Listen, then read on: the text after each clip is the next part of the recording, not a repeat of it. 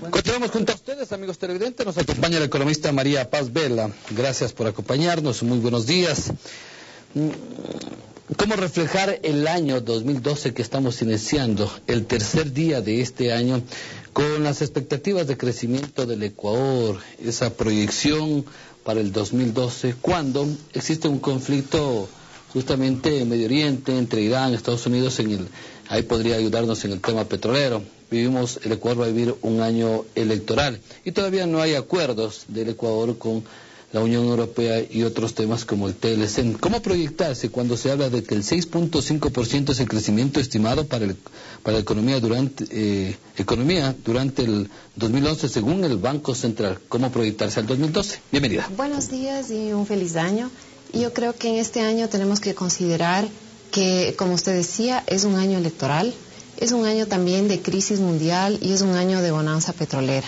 La bonanza petrolera viene extendiéndose desde ya hace algunos años, pero hay que notar, hay que destacar que en el año 2011 el precio promedio del petróleo está alrededor de $95 por barril, quizá un poco más, considerando que fue presupuestado en $73 y algo más.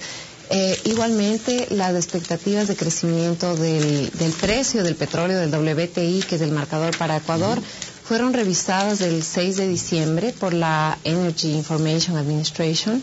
Más o menos fueron al alza, fueron subidos como $3, y en el presupuesto general del Estado lo establece en alrededor de $79. Entonces, ahí va a haber un gran colchón de recursos si es que esas expectativas se cumplen, desde luego. Y hay que ver que, bueno, un año de crisis a nivel internacional también puede afectar por el lado de las exportaciones.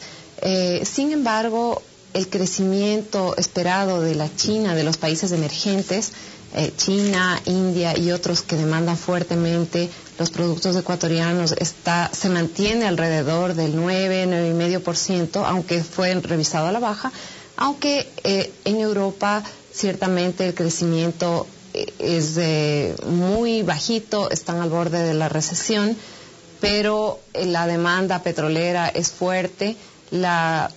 Una pequeña crisis que hubo con Irán en el tema de oferta petrolera a fines de diciembre hizo que suba por encima de los $100.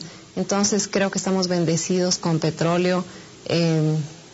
Es ese un punto fundamental a ser tocado. Y también, bueno, pues hay que considerar que estaremos en año electoral, ¿no? Es decir, las expectativas son viables para este año 12 para el Ecuador como crecimiento. Efectivamente, con las cifras entregadas por el Banco Central hasta el tercer trimestre, uno mira que es posible que ese crecimiento vaya hasta un 7%.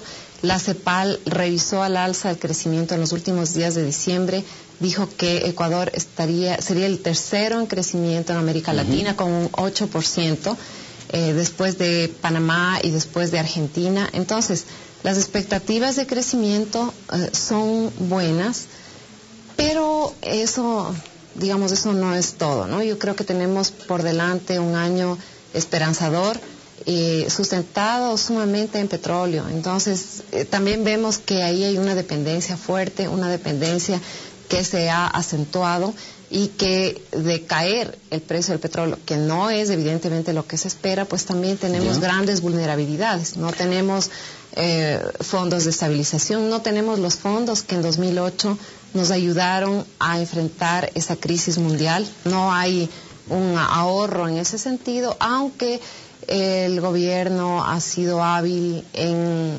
manejarse con financiamientos en los años anteriores, con endeudamiento costoso, pero ha tenido esa habilidad.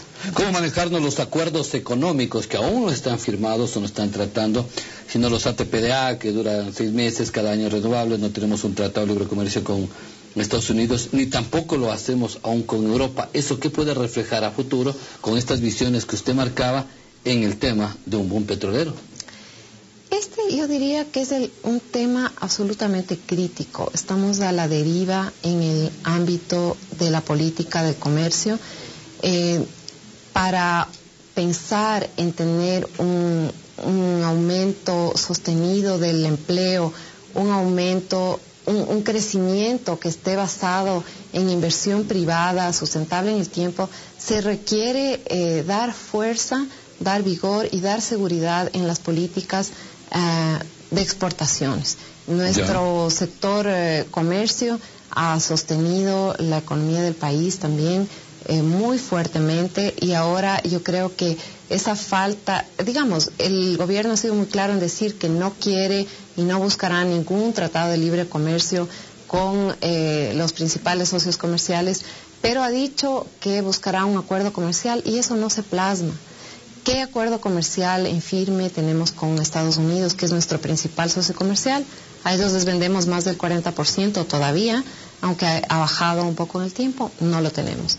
¿Qué acuerdo comercial hemos logrado con la Unión Europea? Creo que eso se trató mucho el año pasado, pero finalmente estos países, estas grandes potencias, no están dispuestos a hacer un acuerdo específico con un país. Ellos tienen un trato generalizado con los países de la región, y nosotros no hemos planteado una cosa diferente al Tratado de Libre Comercio, pero no hemos planteado qué. No ha habido esa habilidad.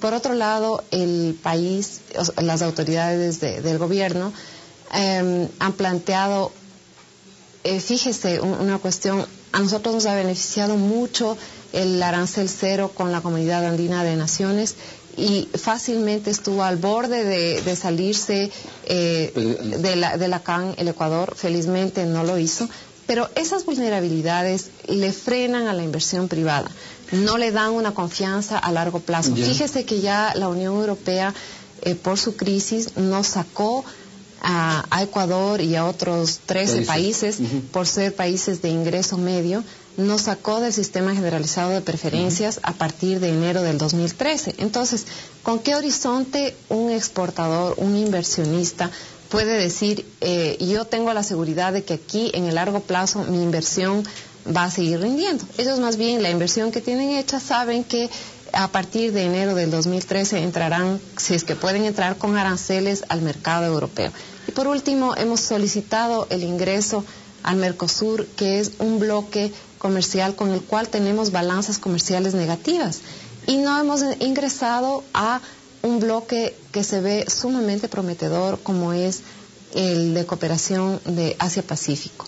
Estamos marginados mientras Colombia entra, mientras, México ya estaba ahí, Perú está también ahí integrado. Nosotros no nos hemos integrado tampoco a las bolsas de valores de bloque que hicieron con Perú, con Colombia, con Chile. Entonces, en el tema comercial, yo diría, es donde estamos a la deriva y donde se necesitan más respuestas para una inversión de largo plazo. Eso debe ser los retos del gobierno para este año, esos acuerdos comerciales, eso es lo que usted lo mencionaba, con estas áreas, si no nos vamos a quedar cada día marginados, o si estamos siendo tomados en cuenta en otros niveles. Vamos a perder competitividad, además de que los costos operativos ecuatorianos están subiendo fuertemente. Fíjese que nosotros estamos dolarizados, ya no hay una ventaja por precios de país, a menos que el dólar se debilite, pero este no es un año en el que se vaya a ver eso,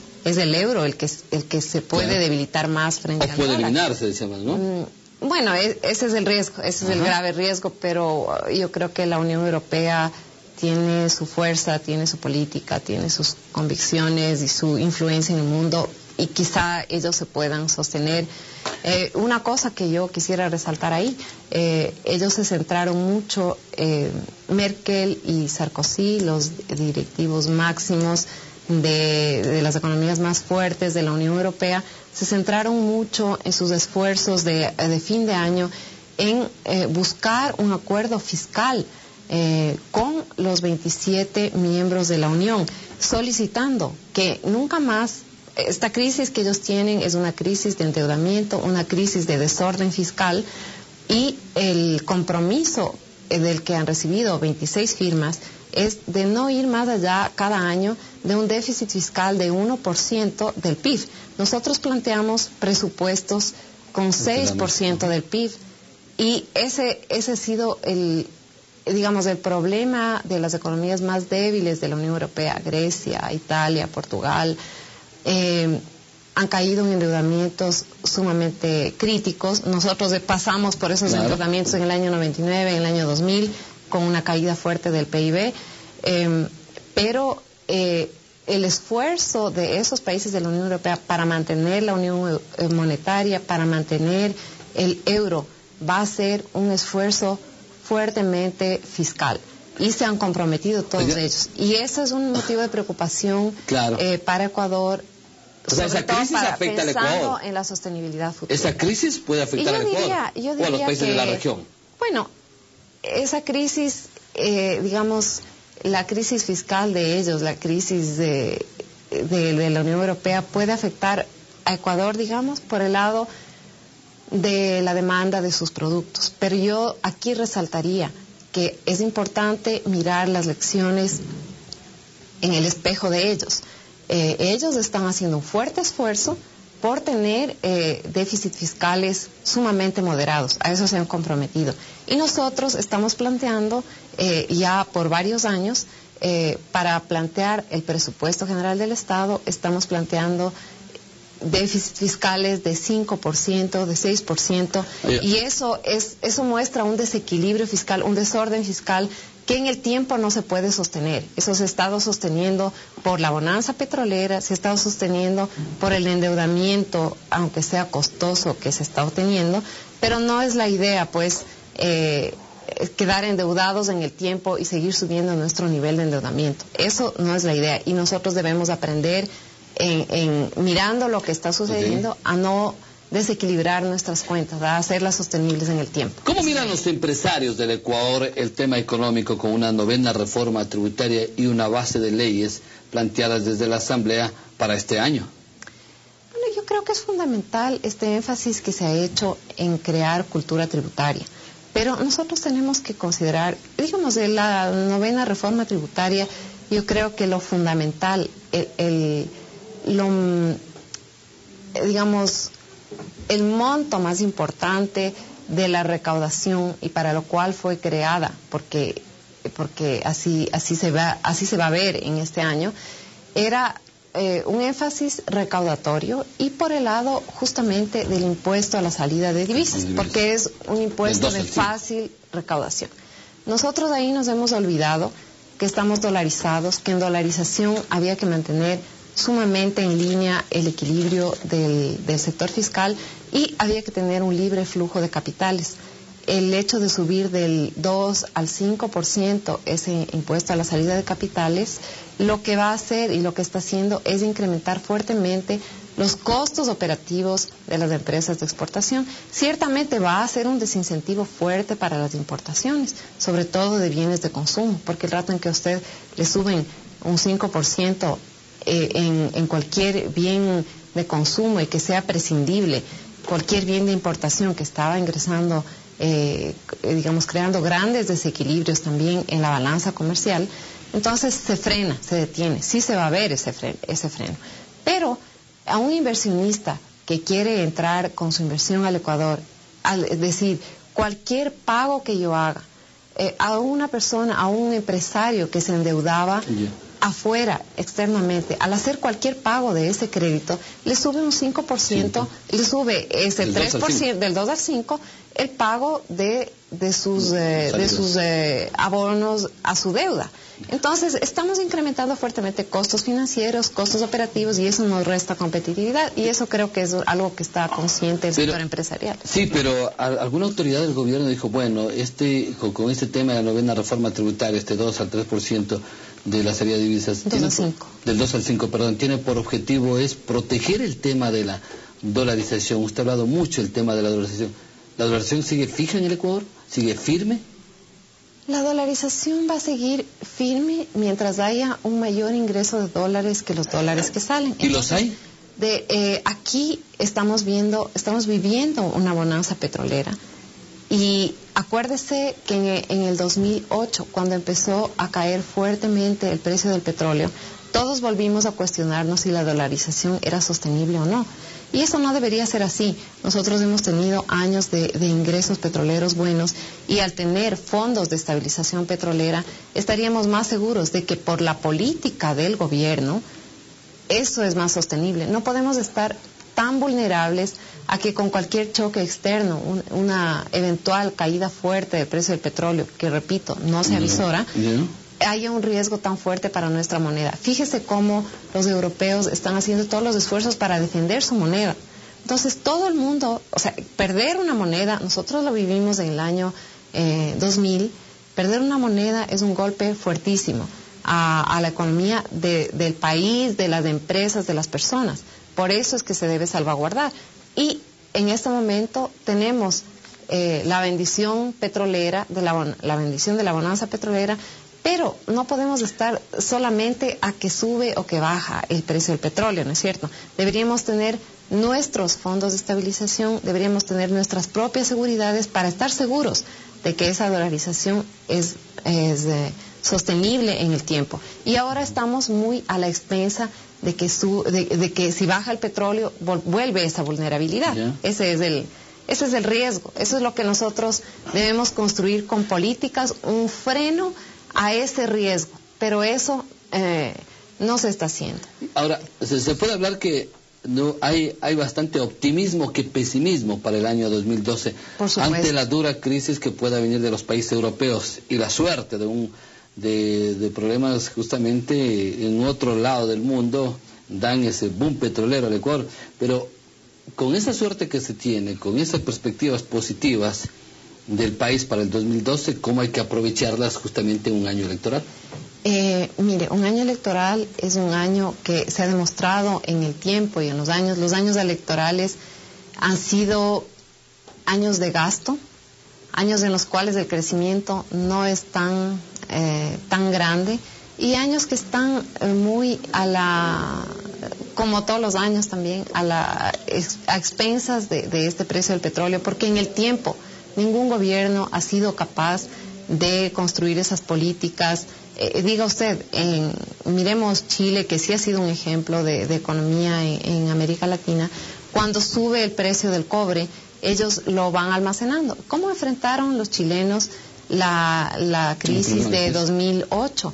Ellos sacaron de los ingentes recursos que habían logrado formar con su fondo de estabilización del cobre, lo gastaron, concedieron crédito, hicieron estímulo, dieron ese estímulo crediticio a la economía, y la economía de Chile fue una de las que menos problema tuvo. Nosotros tuvimos impacto fuerte, sobre todo en el 2009, a pesar de que, claro, hubo estímulos crediticios y todo, pero nosotros gastamos todo el fondo de estabilización que se había logrado acumular en el tiempo, lo metimos al presupuesto del Estado y se gastó. Entonces, fíjese la diferencia en la política, en el manejo de política. Le veo con buenas perspectivas para el Ecuador en el 2012. Es efectivamente un año que tiene buenas perspectivas, un año esperanzador. Desde la situación ¿Se va a reducir la pobreza y el desempleo? Es posible, porque fíjese que en el 2011 el gobierno ha mostrado un resultado bueno, en el sentido de que un año antes, en el 2010, en septiembre del 2010, el desempleo estaba en algo más del 7%, y en el septiembre del 2011 está exhibiendo un indicador de 5.5% en el desempleo. Entonces, igualmente hay un avance en el subempleo, una reducción en el subempleo y un importante aumento del empleo formal, del empleo, digamos, que está mejor pagado, del empleo formal. Entonces, yo creo que al ser un año de expectativa de crecimiento, pues puede haber una creación de empleo, pero nosotros quisiéramos ver una creación de empleo por inversión privada, no solamente por inversión pública, porque la inversión pública se puede dar con fondos públicos que son limitados hasta un punto, y En cambio, la inversión privada, cuando tiene un horizonte, de futuro, sigue sosteniéndose y sigue permitiendo la creación de empleo. Entonces, aquí sí valdría la pena que nos diga también el INEC cuánto empleo se creó en el sector privado, cuánto empleo se creó en el sector público.